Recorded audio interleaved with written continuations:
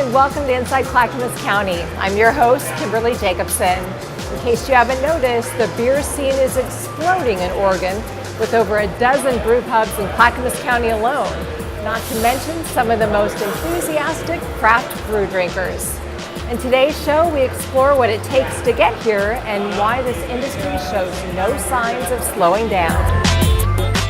It's Friday night at Breakside Brewery's tap room. Both beer and conversation are flowing. Magnificent golden hues, rich coppers and dark chocolate tones bubble with promises of caramel malt, sour apricot, and serrano chilies. This is the Wanderlust IPA. It's my first time in here, so it's the first beer I've tasted from Breakside, and I love IPA, but this is particularly really well balanced, and really enjoying it. It's an easy beer to drink. Breakside started as a small brew pub in Northeast Portland before it opened its production brewery in Milwaukee in 2012.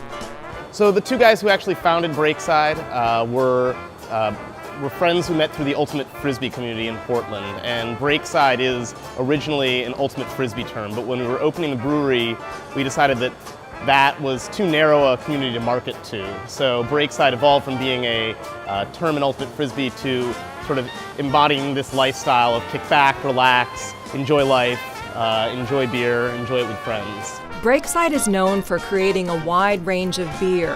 In 2013 alone, they made 101 different varieties.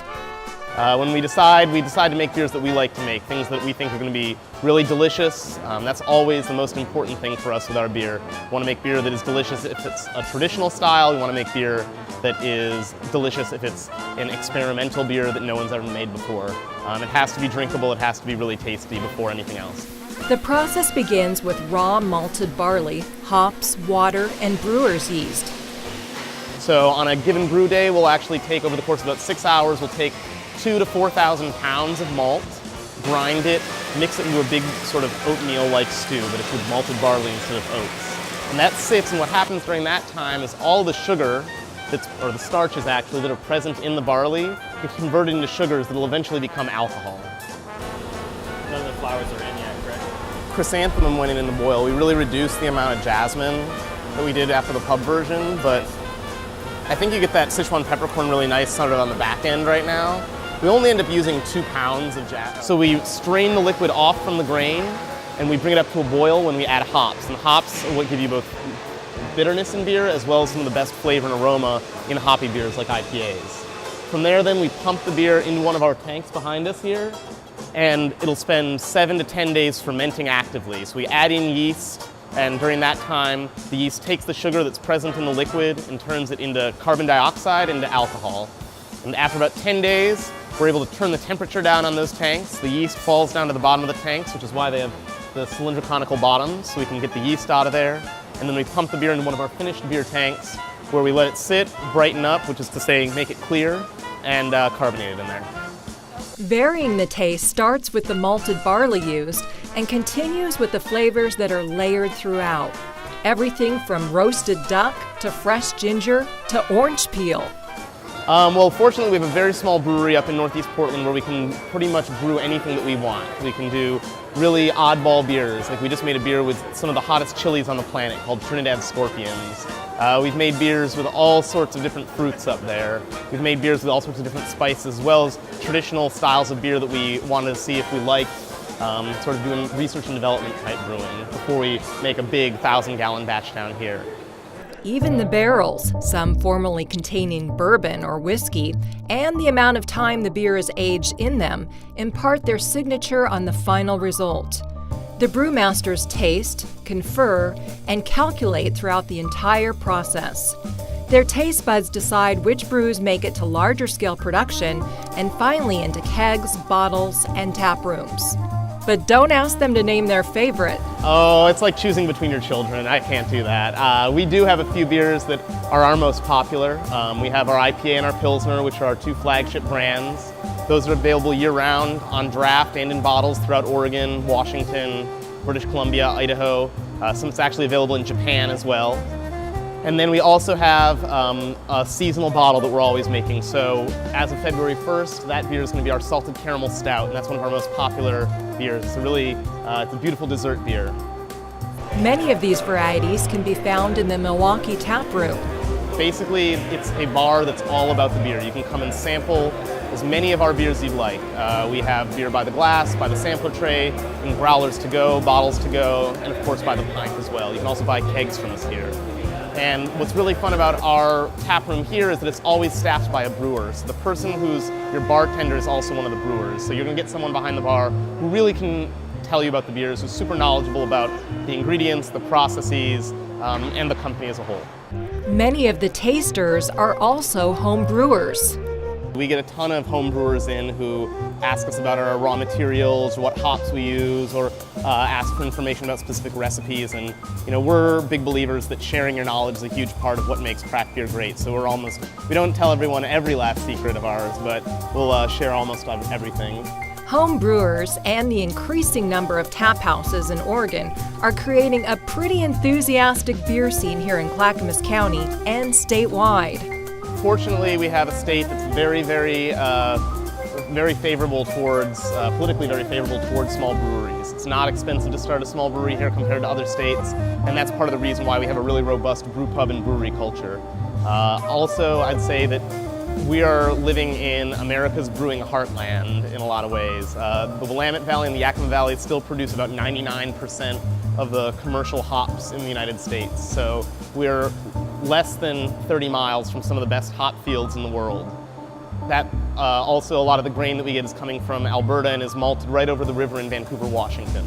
So we really have access to incredible raw materials here, an environment where we have the best drinkers and most enthusiastic drinkers in the world, and a political climate that's really allowed small breweries and small businesses to thrive. If you are new to craft beer or nervous about trying something other than familiar traditional brands, simply venturing out to a tap room and trying a sampler tray may open a whole new world for you to explore, right in your own backyard. I think there's a whole world of beer out there, and it's fun to experiment. If you're a Coors or Bud drinker, I appreciate that. We make beers that are very similar to that sometimes, because we like to drink those beers too. But if you're living in Oregon right now and haven't had IPAs and haven't tried pale ales or the lagers that are being produced here, the sour beers and the barrel-aged beers, you're missing out on some of Oregon's finest artisan drinks. Well, this is one of the things that makes the Northwest great. Lived up here for between 20 and 30 years, and there's always new beers and new places to explore with great beer. Thank you. Well, this is a lovely sight to behold, but there are many things that take place before the brewing even begins.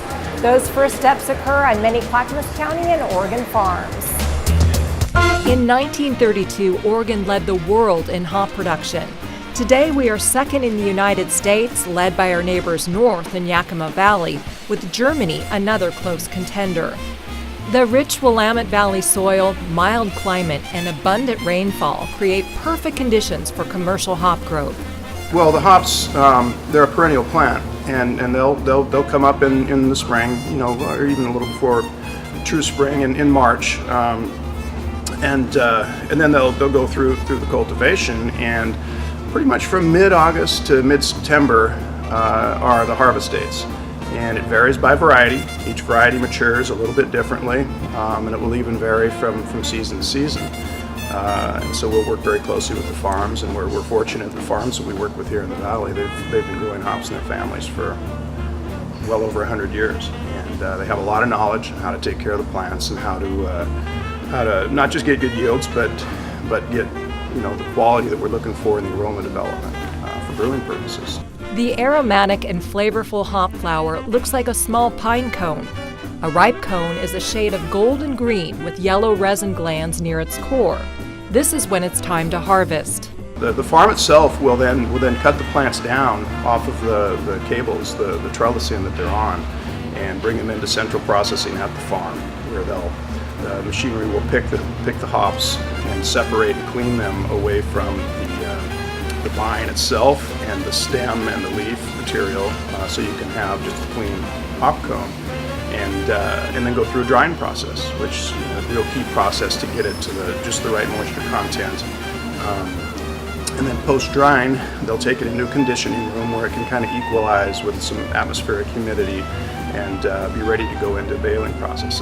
In mid-August, these 200-pound hop bales begin arriving at the Indy Hops processing plant in Hubbard, one of the largest aromatic hop processing plants in the United States. So what you'll see here is you'll see the actual bales that we still had, just pulled out of the cooler that we got from the farms, and we'll stage those bales and put them through the process where basically we remove the bale cover, put them into what is referred to as a bale breaker, which really just kind of chews the bale back up into smaller pieces that can go through the machinery. Once the bales are broken down, a conveyor belt brings them into a hammer mill where they are chopped into a consistent grist, then dumped into a mixer. So that any inconsistencies, or I should just say differences in the hop product, get evened out in the mixer and then are brought through a bucket conveyor on up to the pellet mill itself, where the hop material is forced through a pellet die and extruded through the die and then cut to the given length that you're after, and those pellets themselves will then drop down into a cooler. Throughout the process, the bale number and temperatures are recorded for consistency. They warm up a little in the extrusion process. It's one of the unique things about our mill is we successfully, with some engineers' help, were able to design a new mill that really focused on keeping the temperature low so that the desirable essential oils in the hop are not damaged. And that's really what we're trying to preserve, trying to take the hop material off the farm and not change anything about it, keep its natural character, and then just change the form into the Type 90 pellet, which stores better and is much easier for the breweries to handle through the brewing process, and actually adds some efficiency in the brewing process as well. These compact pellets are then packaged. So we'll go ahead and we want to package them in an inert environment, and so they'll go in, you'll see this in the process, they'll go into a foil pouch that is the best oxygen barrier available from a packaging standpoint. And that pouch will be formed into a box, and then it goes through a process of vacuum to evacuate the atmosphere from the bag, and then an injection of pure nitrogen, a little bit of a soak, and that helps to bring up any residual oxygen that is still in there. Then another vacuum, and then at the end a little shot of pure nitrogen. So we end up with a very low oxygen, usually well below 1% residual oxygen in the package. And this foil barrier that doesn't let light in allows us to put the hops in a cooler at 28 degrees and give them at least a three-year life cycle, basically. They are shipped all over North America, where the high domestic demand has kept Indy hops from expanding much outside the U.S. Our timing, just pure luck. I mean, we were believers in the craft industry and the growth that was ahead, but the growth we've seen really was unexpected. It's been tremendous, and it hasn't allowed us to get outside of North America, basically. So we just continue to increase future supply by making long-term commitments with the growers, contracts to come off the farm, and that does have a shipping all across North America. The West Coast is big, but there are some pockets of craft brewing across the country that they've always been strong, but they've really been growing recently. Whether it be Austin, Texas, or Colorado was always a great area. The craft segment of the historically huge brewing community in Wisconsin, all across the Great Lakes, and then on the East Coast too. It's really across the country. And Indy Hops has been going strong since 2008, when co-owners Jim Solberg and Roger Worthington met over a pint and decided the Willamette Valley was ripe for a hops processing, storage, and distribution facility. And then they made that dream happen. Oregon had a great reputation for growing aroma hops, but they didn't have any processing post-farm. So we came down here to set up a hop pelleting mill, basically, to take the great Willamette Valley growing hops and turn them into the form that, well, probably 85-90% of the brewing that takes place in the craft industry in the United States is using the form of Type 90 hop pellets. Indie Hops connects the growers with the buyers and takes progressive steps to ensure they are all involved with every step of the process.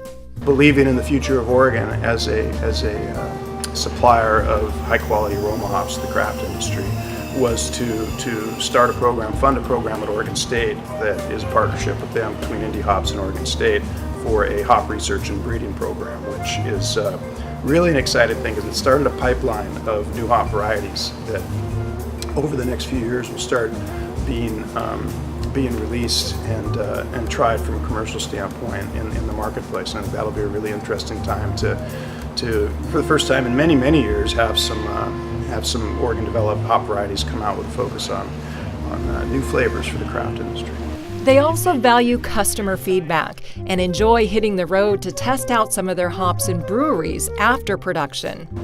But yeah, it's just a lot of fun for us to get the chance to try the different beers they're brewing, and it was really exciting this year at the big Great American Beer Festival to see some major categories. The medal winners have the beer using our hops, and so.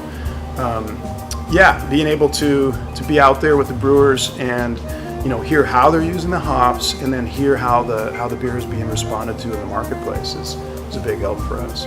In an environment where world-class aroma hops thrive and the craft beer industry shows no sign of slowing down, Indie Hop's greatest challenge will be keeping up with the demand for Oregon-grown aroma hops.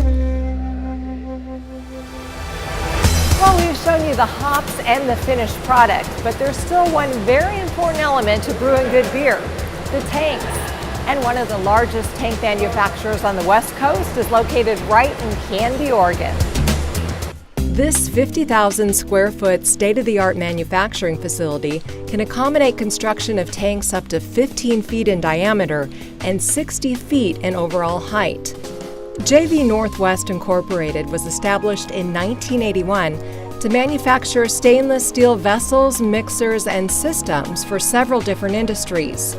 And they manufactured the very first brewing equipment for the early craft breweries in Oregon. So the original owners had gotten into the industry of building just beverage tanks, and then from there we decided to diversify into quite a vast variety of industries, including food, pharmaceutical, biofuels, brewing, and wineries, so that when any one industry is not doing so well, there's plenty to choose from of other types of industries to build tanks for. And the brewing industry? Oh, it's huge. I've been almost doing exclusively breweries ever since I got here, so I would say right now it's a huge percentage of our business, although we still hit all the other industries. For me, the brewing industry occupies all my time, and they're more in-depth projects, which I really enjoy. Being based in the Northwest also plays a big part in their success. It's been amazing. We're right here in the center of it. Portland is a mecca for beer. It's a mecca for the raw ingredients. We have tight ties to it, the hop growers. In fact, I've been growing hops on our roof here since last year, so we have good connections there. It's a great place to be. Proximity puts us right in the mix of it, and I don't think it would do as well if we were anywhere else. However, we do service the entire United States, so we like our own backyard, but we will also service the entire United States and international projects as well. All the work is done right here in the Canby facility, from engineering the tank design to the building and fabrication of every part that goes into the brewing vessels. An average tank depends on the size, but if we take a standard system like a 20-barrel brew house, the cellar tanks, unit tanks, and the bright tanks, those will be roughly week and a half for that size system. You look at the individual brewing components in each tank, and those have a lot more complexity to them. So there's machine parts, we have to bring in drives, and we have to assemble those. So those are, sometimes they can last as much as a month and a half for a larger tank such as a lauter ton.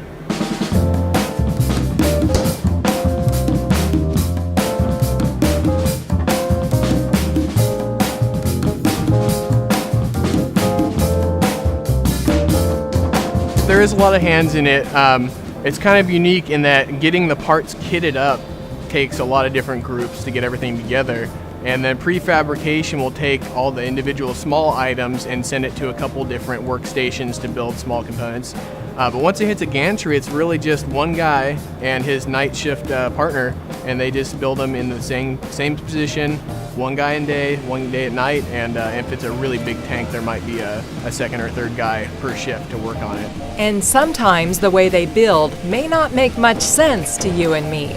Sometimes building tanks isn't always adding A to B and B to C. Sometimes you have to go out of order or do things first. You build the bottom of the tank and you ship it outside, and then you build the top of the tank, and then to put the two together. Sometimes you have to do things and what doesn't seem like a logical way to do it, but it's the most efficient way.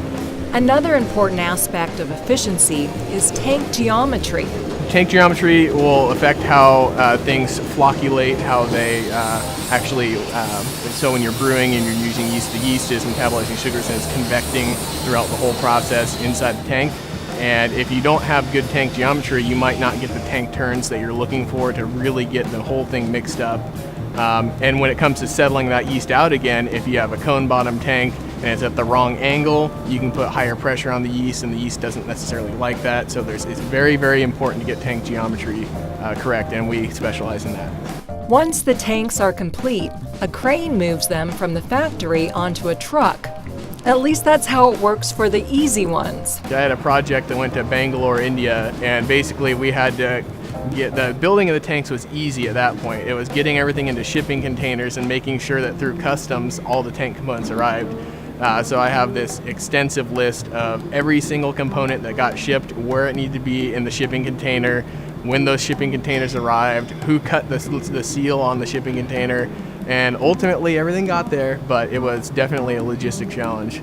But with each challenge or change in the industry, they evolve.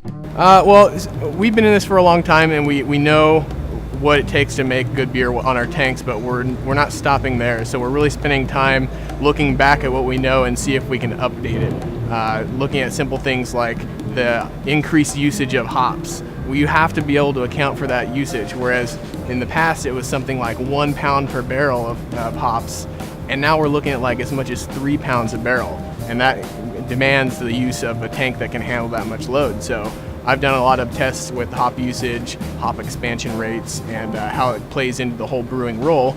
And that's one piece that we're looking at, and we're just looking at the whole process in general, making things look better, making things function better, never stopping. For more information on any of the places we visited today, you can check them out online. And a special thanks to Breakside Brewery for hosting us today, and for you for joining us for another episode of Inside Clackamas County, keeping you connected with your community.